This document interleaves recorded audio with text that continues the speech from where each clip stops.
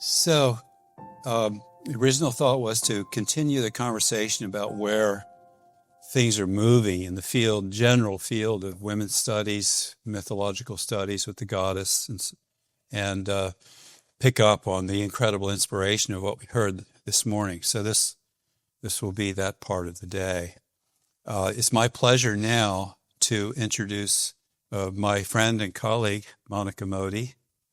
She's chair and assistant professor of the Mythological Studies program at Pacifica. Her areas of specialization include decolonial, indigenous, and women of color paradigms and epistemologies, Anzalduin frameworks, earth-sourced and feminist spirituality and ritual, poetry, divination, oracular speech, and arts-based research, along with non-dual embodiment in conversation with ancestral lineages from South Asia. She's the author of the poetry collections Wild Fin, Bright Parallel, and Kala Pani. Academic publications include peer-reviewed articles in the Transformative Power of Art Journal and Integral Review, as well as essays in the Tarka Journal and The Land Remembers Us, Women, Myth, and Nature. She has presented widely, including at the Parliament of World Religions, the Association for the Study of Women and Mythology, the Center for Black and Indigenous Praxis at the California Institute of Integral Studies, and the American Academy of Religion, Western Region. Her doctoral dissertation on decolonial feminist consciousness in South Asian borderlands was awarded the Corey Award for Best Dissertation in Women and Mythology. She has further been a recipient of Cultural Integration Fellowship's Integral Scholarship, the Sparks Prize Fellowship from Notre Dame, the Zora Neale Hurston Award from Naropa, and a Toto Funds, the Arts Award. So please welcome Monica. Thank you, Lance. And I want to briefly say that the 2025 Corey Award for Best Dissertation in Women in Mythology was won by Joan Marler, who is going to speak later this afternoon.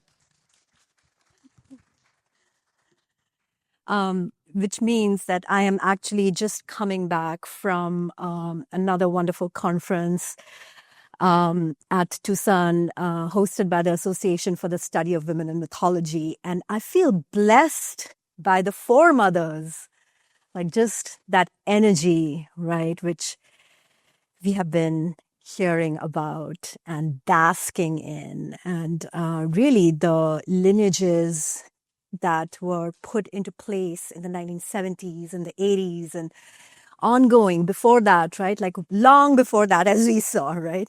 They are continuing to help us all do the work. But, before I begin, I just wanted all of us to breach the nature-culture divide a little bit and just like feel into the earth. Yeah, just stamp into it. Here we are. Including everyone on the online, wherever they are. This is the ground at which we all meet, right? Like this is the ground of connection. I don't like the metaphor of unity as much as the like of connectedness, the fact that we're all in this together. We're doing complementary work, maybe different work, right? And we have to do different work because we all come from many different locations. And I want to name something because this is in some ways kind of like, one of the seeds for this talk, right? Which is that I am one of the very few women of color in this room, right? Like actual and virtual room. And to recognize that this has been a question that has been asked in the women's spirituality movement for a long time also. Like, what's happening, right? And how do we make sure that we listen to multiple voices, and how do we listen to multiple perspectives? Because every perspective and every way of seeing gives us a slightly different angle on knowledge, right? Which means that at any time we see something, it also becomes our responsibility to say, this is me seeing this, right? Like, this is not some universal story. We all together are constituting the different streams that make up the story, right? Like, make up the story. And the story joins all of us in some ways. Oh, and I can move the slide. All right. So I want to start with talking a little bit about borders and borderlands, why we're beginning there, why I am beginning there.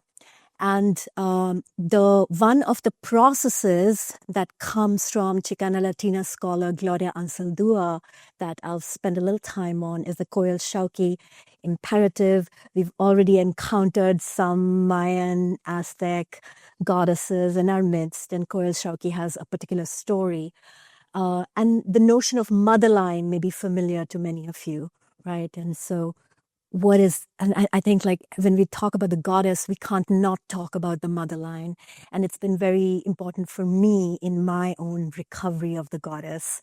And this is interesting because the role of the goddess in South Asia, as many of you might know, is different than the role of the goddess in the West, right? We understand that the goddess disappeared from public view from the West for a long time, and the same thing did not happen in South Asia, along with many other non-Western civilizations. So why am I speaking about recovering the goddess, right? Like, why is it that I still need to have had to recover the goddess? And the role of the goddess in restoring or recovering the whole. So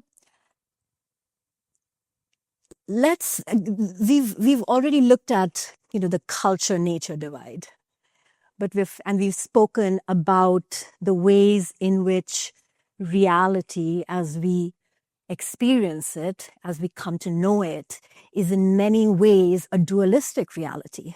There are all kinds of binaries.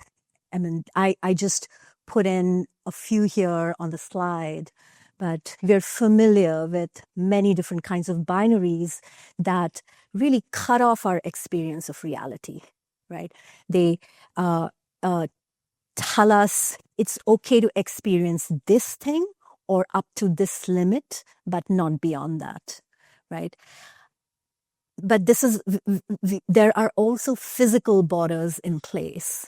And the theory of the borderlands, which I'll speak about in a second, comes from a very physical experience of the borders, the US-Mexico border, which is still a live political issue. So anytime we talk about the borders, anytime we talk about the goddess, it's not political, right? Like, we are talking about something that actually has the ability to break through, again, what keeps politics outside the everyday and outside our personal experience and relationship to life itself.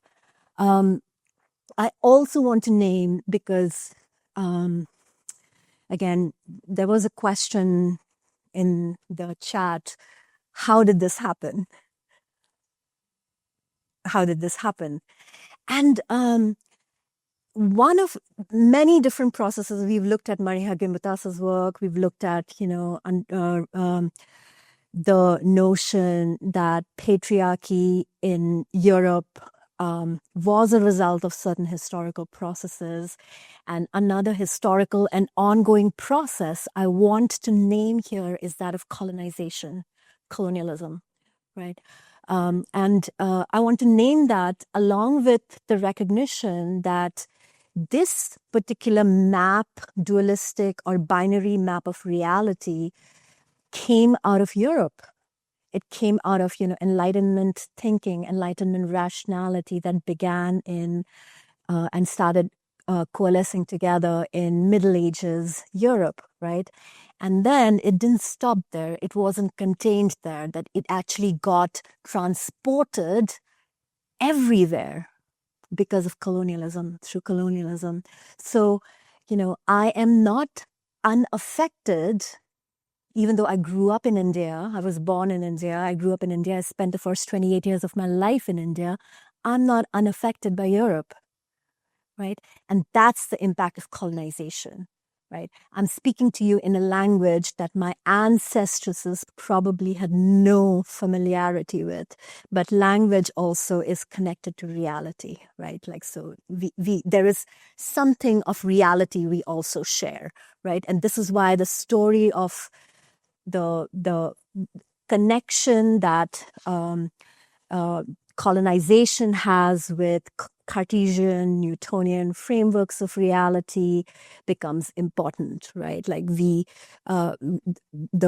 same kinds of separation in experience that many of you probably grew up with are also things that I grew up with, even though the goddess was all around me, right? So the separation between sacred and secular, if I was to be counted as a rational, well-fitting citizen in, the realm of secularism, right? If I had to make myself be known and recognized as a scholar, I had to leave certain dimensions of my own being behind, right?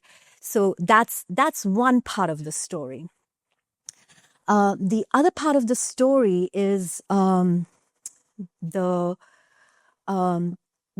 fact that, and I just want to name this, that there is a felt impact that borders have, that borders impact belonging, right? And that borders impact knowledge.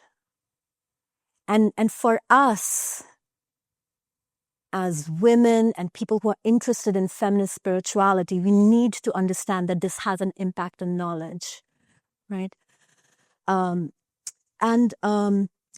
the second, I mentioned one border, the border of coloniality, modernity, rationality, right?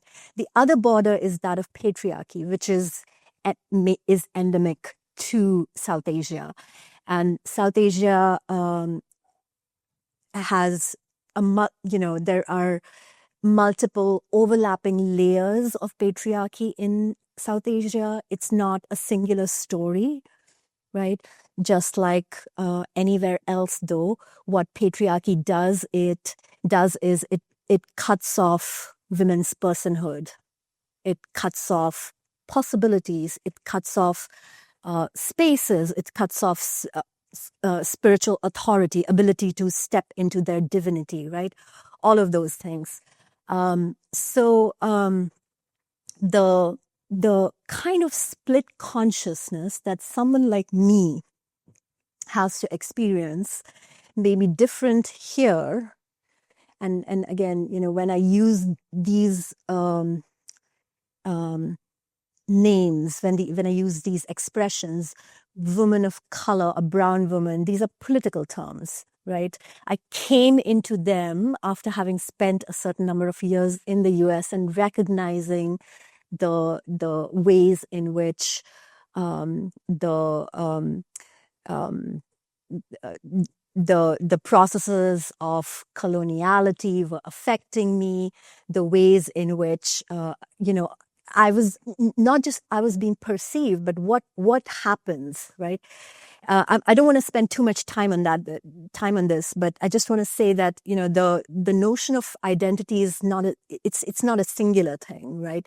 Identities change depending upon where you're at the border. So what I am dealing with as an Indian-born woman in India, or now as a transnational Indian woman who goes back to India, when I go back to my family, visit my family, is very different from, what happens maybe in this room or maybe in another circle which may be a woman of color circle, right? Like, so think of identity as something that's fluid, something that, allows you to enact different kinds of relationships with each other, which I think is really important for us, because this means that even the goddess is not a singular phenomenon, right? Our relationship to the goddess determines who the goddess is. And our relationship to the goddess depends upon the ways in which our own identities are forming at the border, right? And this is something, again, like thinking of epistemology, thinking of ways of knowing, right? Like thinking of the goddess as a process rather than just something that's out there for us to objectively see. Instead of that, the question is, what does the goddess do within us? How does she change us, right? So for me, a burning question really at some point became, how may we go home to life? Because goddess is life, right? Like when we are caught in the spaces between the different worlds we inhabit. And for each of us, there may be worlds you inhabit that trap you, that catch you, and want to keep you there, right? So and again, I mentioned one fault line, sacred and secular for me. Another fault line for me is tradition and modernity. Because of course I want to be seen as a modern Indian woman, right? Or like a contemporary scholar who is kind of like with it, cutting edge, right? But can I still do that when I'm making a new relationship with the sacred, making a new relationship with tradition, right?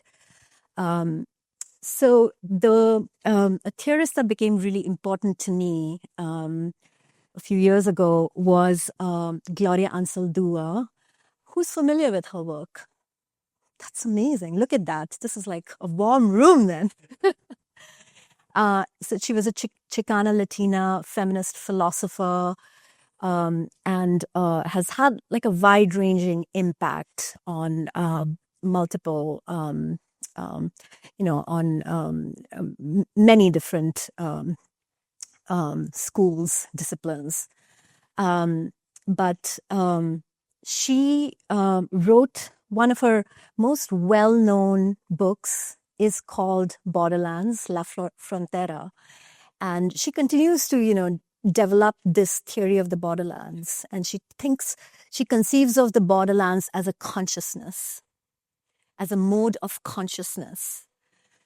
So it's something that you have to inhabit, and it's something that allows you to cross over from one side of the border to the other.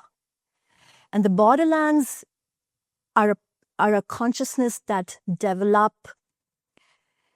not because you're fully embracing this reality or that reality, but it's a bridge consciousness. It's a both and consciousness, right? It's an overlapping consciousness. It's something entirely new. And again, to recognize that, Gloria Anzaldúa is also continually in interaction with other theorists of the third space, right? But it's important for us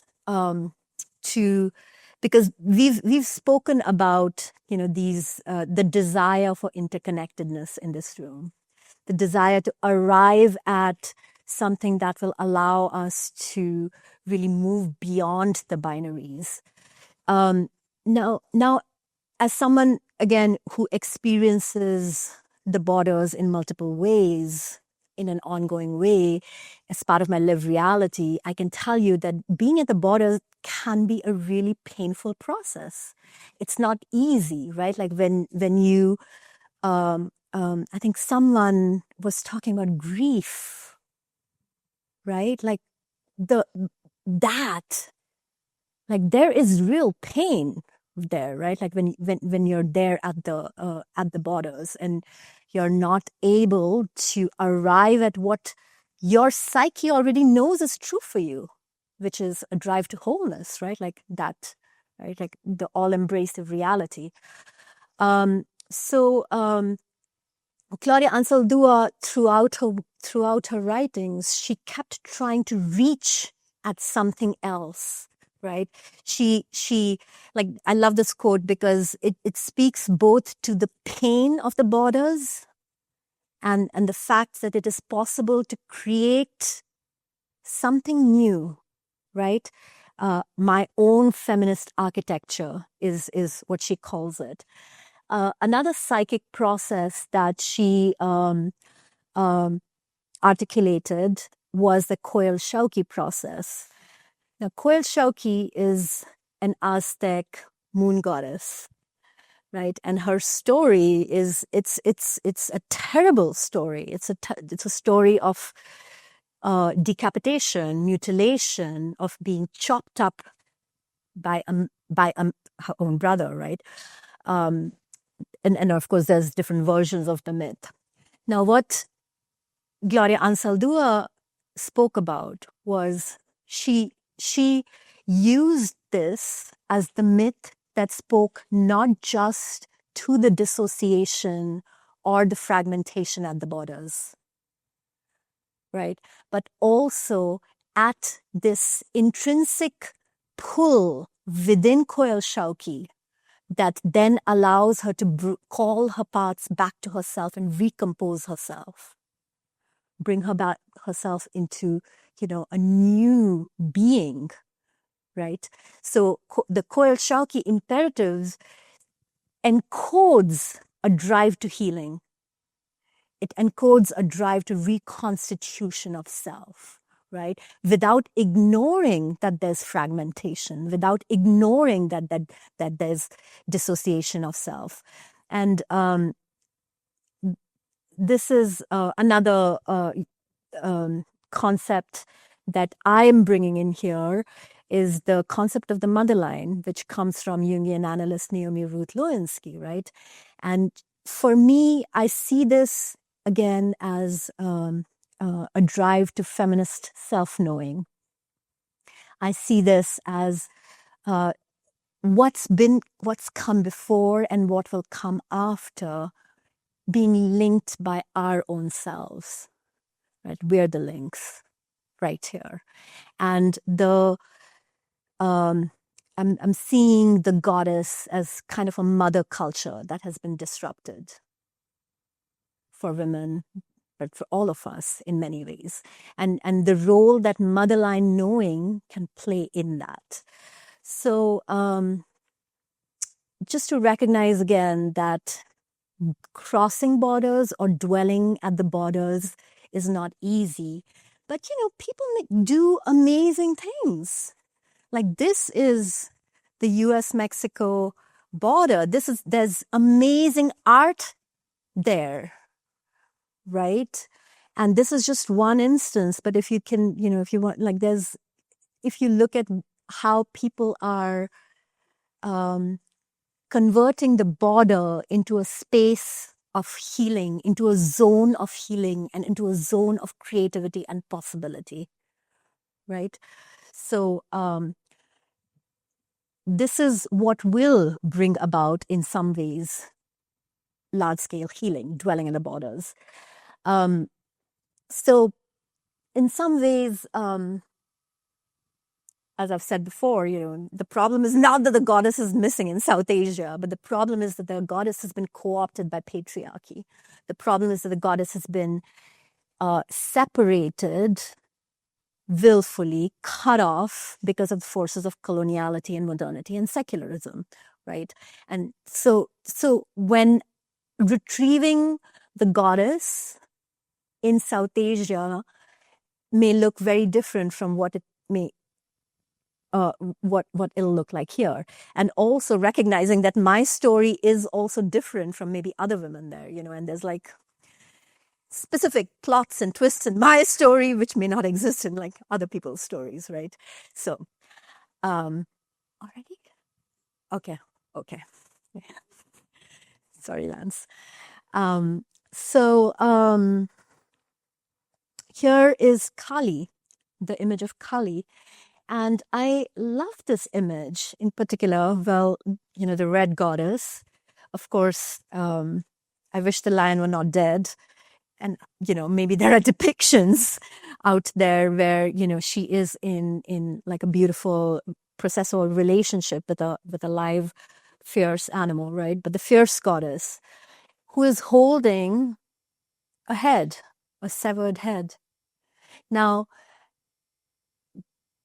one dominant interpretation of that is usually that this is the ego that Kali has cut off. Like that Kali is holding the cut off ego to indicate a self free from attachments. Right. I also want you to see that she is not covered.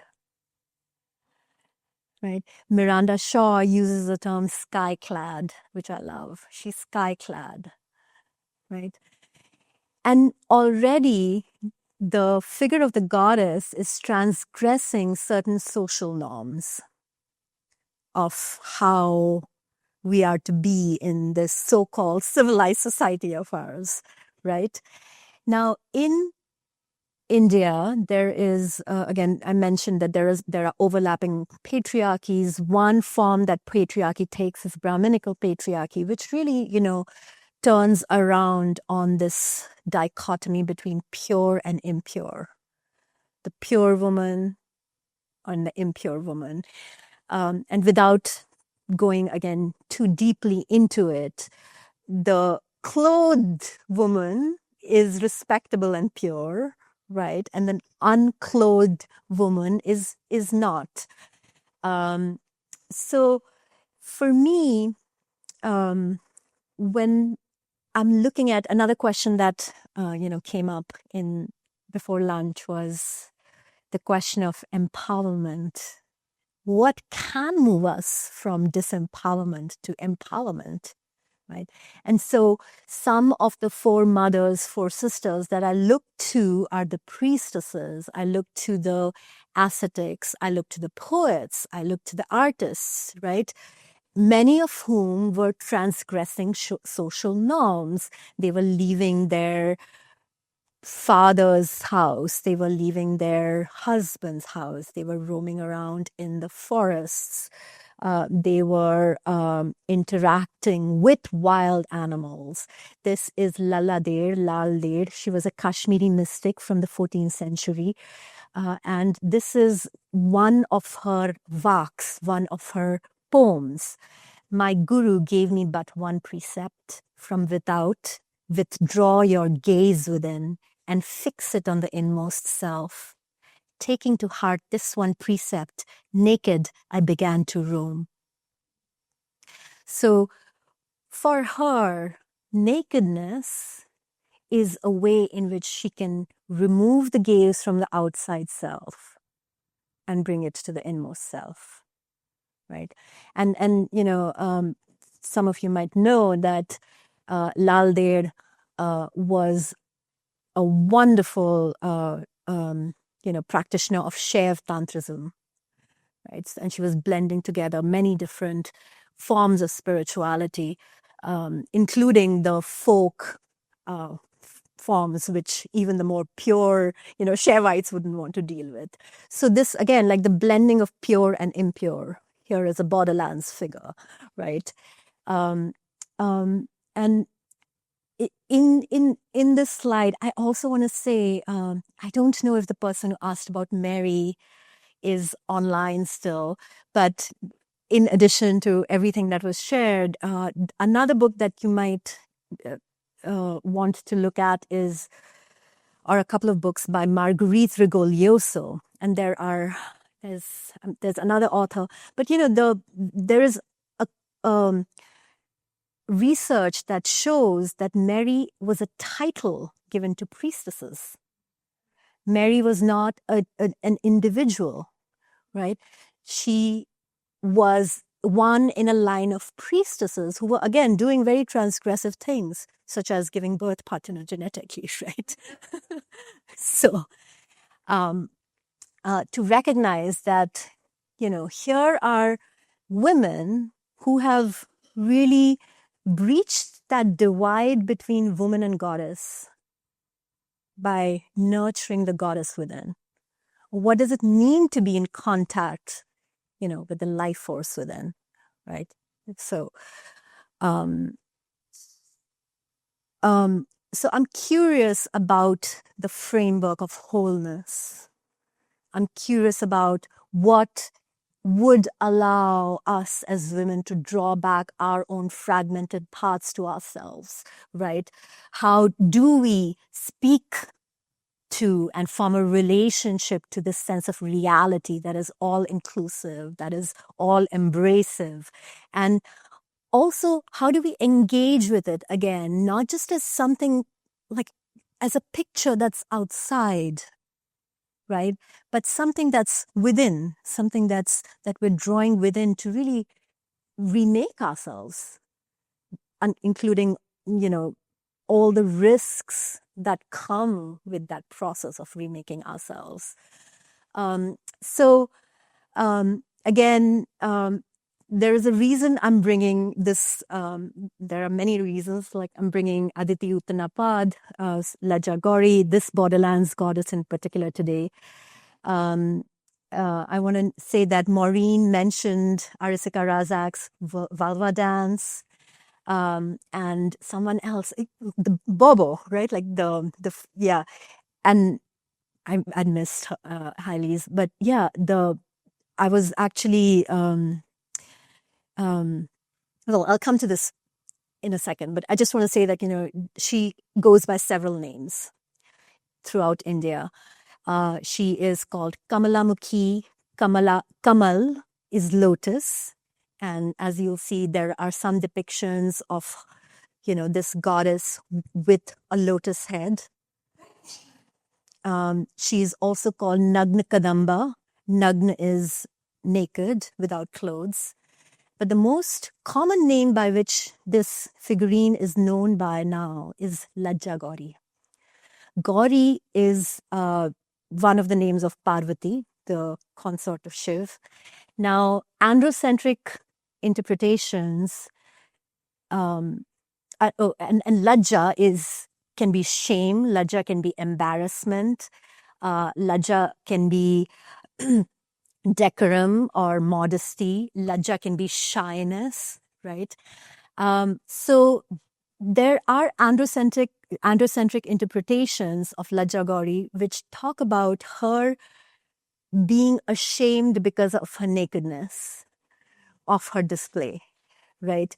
There's one anthropologist who translates her name into shameless woman, right? But there are, countering translations of her name, the woman without shame or the woman who is innocent. Now, so the word shame itself, lajja itself, it's curious, right? When did this name even come to be associated with this goddess? And she's an old goddess. She, here you can see a Rig Vedic hymn, the translation of a Rig Vedic hymn, which associates her with Aditi, one of the first mother goddesses, right? And the hymn goes, the quarters of the sky were born from her who crouched with legs spread. The earth was born from her who crouched with legs spread. And Uttanapad is, the crouching posture, the birth-giving posture, right? And this is actually an aniconic form. So, she's depicted as a pot here, like a pot. If you look at it a little more closely. So this is really early, but actually depictions of this goddess go back in South Asia even before that, in the Indus Valley, Harappan Valley seals. And they continue, right? From the first to the 8th century AD, you can find, as excavations have shown us, she was found everywhere, She was found alongside the Buddha. She was found most often outside temples, like on temple doors. So this whole interpretation of shameless woman doesn't make any sense. Like, what would she be doing on temples, right?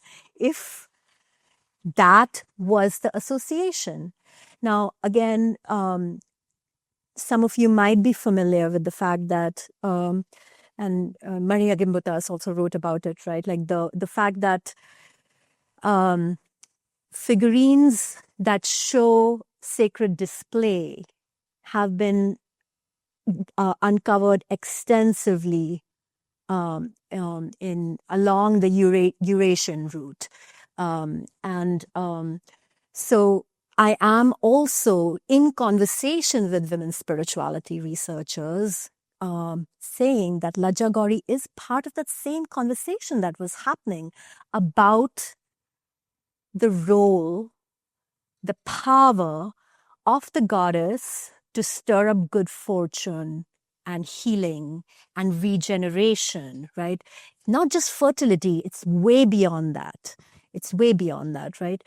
And the again, some of you might be familiar with the symbol of the lotus, and the lotus as associated with purity and transcendence and enlightenment within tantric thought in particular, right? With creativity in tantric thought. So again, there's a lot happening here. So to reiterate that patriarchal mythology, and there are actually stories that say Parvati hid herself in shame, and those are not serving us. So even when we look at mythology or story, right, how do we step away from what is keeping us away from something that's deeper? Now, I want to read a quote from Miriam Robbins Dexter and Victor Meyer's book, The Sacred Display, which really takes us to the inner meaning of this, or at least like the questions that we can ask ourselves as part of that. A major question to contemplate, they write, is in what manner these female figures, seated in deep display or engaged in dance or trance, communicated with the divine. Did they travel deep within themselves, that is, doing a form of yoga? Or did they mediate the human and spiritual realms, that is, enacting a form of shamanism? In looking within or outside themselves, did they view deity as immanent or transcendent? Or is it possible that they were able to engage both forms of spiritual activity as the occasion required? And for me, this contemplation is kind of like the crux when we talk about Borderlands epistemology, something that allows us to move between the inner and the outer, right? Now, the interesting thing is that the Lajja Gauri figurines are being excavated until now. In 2019, there was a figurine that was excavated in Telangana, in Andhra Pradesh. In 2020, in Mangalore. In 2023, in Pathe, Maharashtra. I think there was another excavation in Goa, a few years ago. So, these figurines are still emerging. But if they emerge and then get subsumed by the patriarchal consciousness, they're not really serving us anymore, right? I do think of that like moment of like jolt. What happens when, the excavators find these? Like, what happens? But then if that jolt doesn't transform, and the transformation really happens when we allow that contemplation to move through us, right? That's when we're really thinking about the potency of the sacred portal of creation, or the great cosmic mother, and what does it mean for us all to be on earth here together, right? Now, so that's where the intersubjective meaning or communication emerges. subjective meaning and transformation emerges. Now, the personal story I want to share is that, coming back from ASM, where this was one line of inquiry that was opened up because of a ritual that happened there. And, I was thinking late at night, around 11 p.m., I was sitting in my room and I was thinking, oh, which goddess wants to come, right? Like here, or should it be, I was like thinking about this presentation. And somehow, so Lajja came to mind, who I've written about before in my dissertation. And I was like, I don't know. And I felt myself getting a little embarrassed. I was like, do I really want to do this? Right. And this censorship and self-censorship again that we were talking about, right? Like, and then my gaze fell upon, like, I bought this tower of drawers a couple of months ago from someone off, I think, next door. And I guess I hadn't really paid attention to it, or I had seen it, but never really seen it. And suddenly I'm seeing this tower of drawers, and the side of the drawers, the figure has a downward, is standing, knees bent, with a downward facing triangle. And each drawer has a figure crouched in sacred display. And I guess I hadn't paid conscious attention to it, but my unconscious must have known it. So that was confirmation, right? Like, once you get a confirmation like that, you have to kind of like get over your own respectability, embarrassment, and you're like, okay, this is who wants to come through. So yeah, I'm bringing her here as one possible figure or symbol of wholeness, recognizing that, we all have different stories. We all need to call forth different parts of ourselves, different, like the who needs to come into the circle of belonging is different from us. The question, you can ask yourself some of these questions, right? Like to see who's stirring within you, right? And